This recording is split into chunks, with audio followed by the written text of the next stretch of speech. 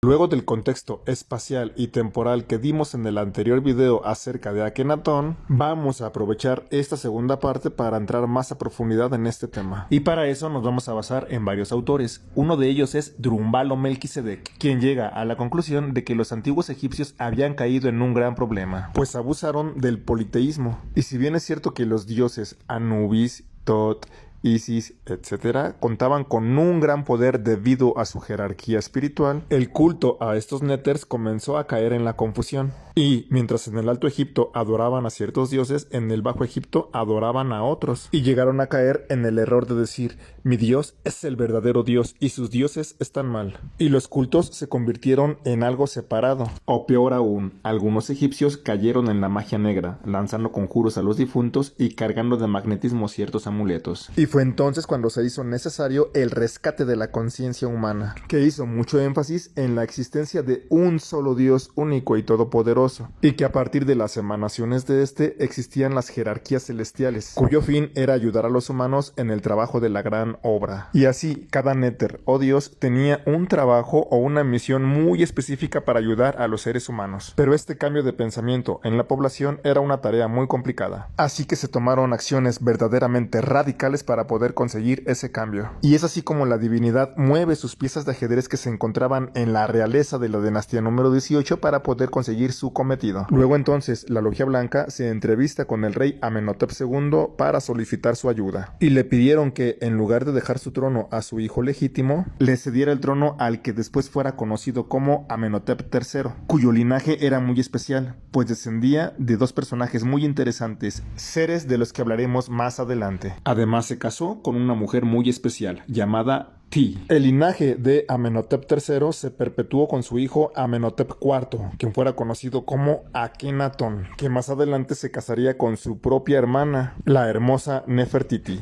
Esto con el fin de mantener su genética. Las nupcias de una misma línea sanguínea ya se habían consumado anteriormente en la leyenda de Isis y Osiris. Y aquí cabe resaltar que la imagen de Nefertiti se utilizó en lugar de la de Isis, la Virgen Madre egipcia, en objetos funerarios como sarcófagos del periodo del Amarna. Además, Akenatón le da un papel muy relevante a Nefertiti, pues en la mayoría de las representaciones de arte aparecen prácticamente del mismo tamaño. Durante algún tiempo, Amenhotep III y su hijo Akenatón gobernaron juntos el país y construyeron una gran ciudad llamada Aketatón, que significa el horizonte de Atón, y que actualmente se conoce con el nombre de Tel el Amarna, ubicada justamente en el ombligo de Egipto. Y fue un templo al que no se invitaba a los sacerdotes tradicionales a ninguna de sus festividades. Y como podemos apreciar en esta imagen, el patio no contiene techo. Esto facilita la adoración al sol y nos recuerda a los antiguos templos de Heliópolis. Hoy en día prácticamente ya no queda nada de este lugar. Mientras tanto, Akenatón y Nefertiti tuvieron hijos, pero no eran exactamente como los demás humanos, ya que sus cráneos eran muy distintivos, pues estaban mucho más alargados de lo normal. Y esto tenía que ver directamente con la glándula pineal de estos grandes seres. Pero había más características que los hacía muy diferentes a los demás, pues su cuello y sus brazos eran bastante delgados. Tenían cintura alta, muslos anchos y pantorrillas delgadas. Y esto se retrató perfectamente en el arte de la dinastía número 18, donde se experimentaron cambios revolucionarios, ya que se buscaba reflejar la verdad total. Y para esto se implementó el realismo. Lo curioso es que la estatura de la realeza de la dinastía número 18 continuaba sobrepasando por mucho a la estatura del egipcio normal. Y no, aquí ya no estamos hablando de intenciones jerárquicas a través del tamaño. Fisiológicamente, esos cuerpos son bastante distintos a los cuerpos humanos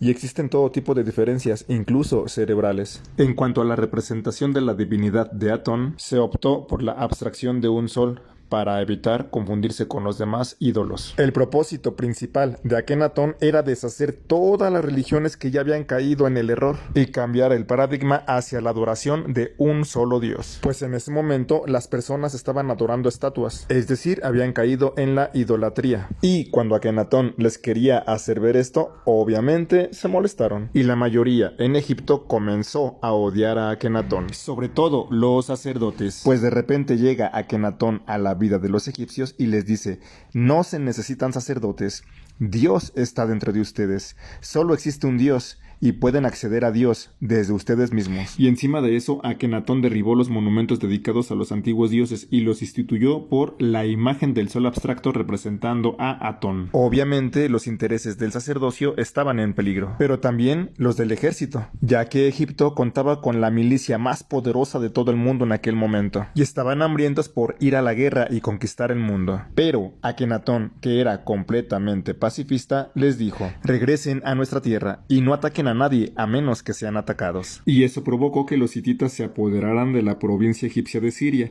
ante la pasividad del ejército egipcio. Y por eso se dice que Akenatón no hizo nada políticamente, pues echó en contra a los sacerdotes, a los militares y posteriormente a todo el pueblo. Su reinado era más de tipo espiritual y artístico. Su misión era corregir el pensamiento religioso y señalar el error, así, de manera radical. Es obvio que eso le iba a causar muchas enemistades, pero aún así siguió los designios de su ser. Luego, la historia convencional nos dice que los sacerdotes y los militares se unieron y le dieron un veneno a Akenatón que lo mató, e hicieron todo lo posible para borrar el legado y la memoria de este revolucionario. Pero poco antes del asesinato de Akenatón murió su madre, la reina Ti. Y tras este suceso, la esposa Nefertiti anunció su partida hacia un palacio al norte de la capital y se llevó consigo a su hijo Tutankamón para protegerlo de todo lo que estaba por venir. Sin embargo, Akenatón ya había formado un pequeño grupo, la Escuela de Misterios de Akenatón, donde se enseñaba la ley del Uno, y consiguió que unas 300 personas alcanzaran la autorrealización íntima del ser, en su mayoría mujeres. Esta Escuela de Misterios posteriormente se unió a la Hermandad de Tat y siglos después emigraron hacia Israel para conformar lo que se conoce como la Hermandad de los Esenios. Pero antes de eso, un discípulo de Akenatón, que actualmente conocemos con el nombre de Moisés, predicó los misterios de un solo Dios a un grupo que sería muy importante para la historia de Occidente,